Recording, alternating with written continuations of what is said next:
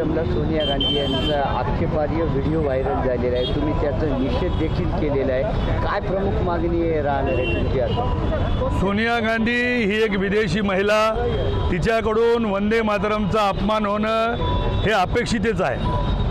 काँग्रेस ही एक इंग्रजांच्या विरुद्ध लढणारं फोरम, एक व्यासपीठ होतं, त्यांचं स्फूर्तिगीत होतं वंदे मातरम। 1870च्या दशकामध्ये बंकिमचंद्र चटर्जींनी रचलेलं हे गीत 1896च्या कलकत्ता अधिवेशनात रवींद्रनाथ टागोरांनी पहिल्यांदा गायलं। ज्या वंदे मातरमला गात गात हजारो लोकांनी शहीदी दिली, स्वतःच्या आत्मबलिदान केले या देशाच्या स्वातंत्र्यासाठी, त्या देशाच्या स्वातंत्र्याची किंमत एका इटलीच्या बारबाला असलेल्या सोनिया गांधीला समजणार नाही। काँग्रेसच्या कार्यालयात काल 15 ऑगस्टला झेंडावंदन होत असताना केवळ दुसरं कडवं संपल्यावर त्यांनी वंदे मातरम बंद करायला सांगितलं। ही त्यांची गुलामाची मानसिकता आहे।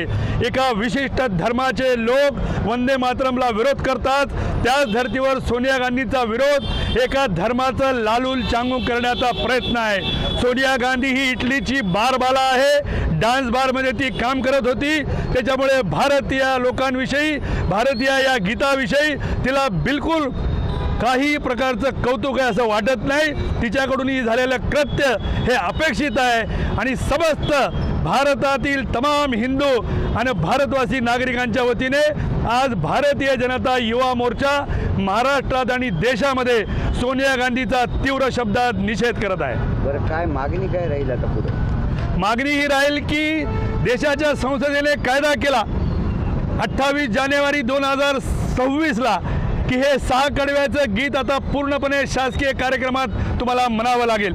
राष्ट्रगीताच्या आधी ते म्हणल्या जाईल, मग जनगणमन होईल।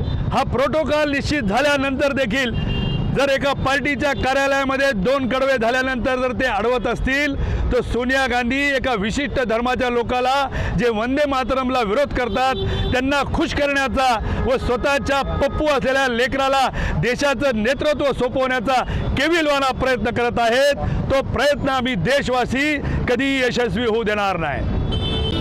आज युवा मोर्चाच्या वतीने आंदोलन करण्यात येत आहे, का सांगायला? काल 15 ऑगस्ट देशाच्या स्वातंत्र्य दिनानिमित्त काँग्रेस पक्षाच्या ज्या म्हणजे चेअरपर्सन होत्या सोनियाजी गांधी यांनी काल अत्यंत चुकीच्या पद्धतीने जे वंदे मातरम जे गीत आहे ते नुसतं गीत नसून आमच्या देशाचं, देशवासियांचं, ज्यांनी या स्वातंत्र्याच्या लढ्यामध्ये बलिदान दिलेलं आहे त्या सर्वांचं आमचं प्रेरणेचं गीत असलेल्या या वंदे मातरम या गीताबद्दल काल 3ऱ्या कडव्यामध्ये दुसरं कडवं चालू असताना त्यांनी ज्या प्रकारे ते गीत थांबवण्याचा प्रयत्न केला ते थांबवलं।